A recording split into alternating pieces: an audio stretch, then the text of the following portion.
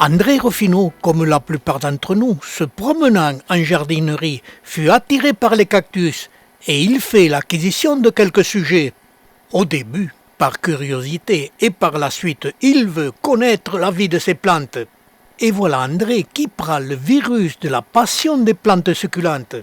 Mais il est encore en activité et peut guère développer cette passion naissante. Puis la retraite arrive et il peut enfin développer la connaissance des plantes succulentes.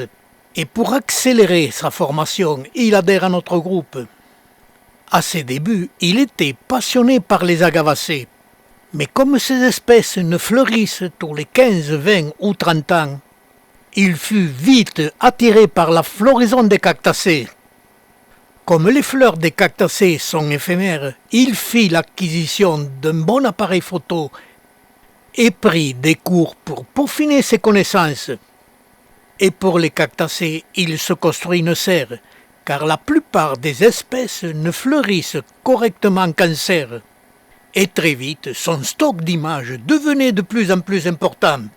Et il participe avec générosité et assiduité à la réalisation de notre cloud, appelé l'Arche de Noé des images de plantes succulentes, où tous ensemble nous réalisons une immense photothèque, vidéothèque, documents et publications.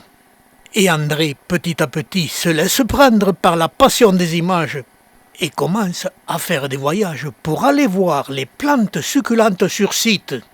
Et là, il devient vite un chasseur d'images. Et nous archivons ces images sur site qui, pour certaines espèces, sont plus ou moins portées à disparaître. Et sa retraite devient passionnante car son épouse, petit à petit, se laisse prendre au jeu. Et elle l'accompagne sur site et les voici en Bolivie au milieu des Oreocereus celsianus. Chez lui, André continue l'observation de ces plantes. Il les suit pas à pas en les photographiant.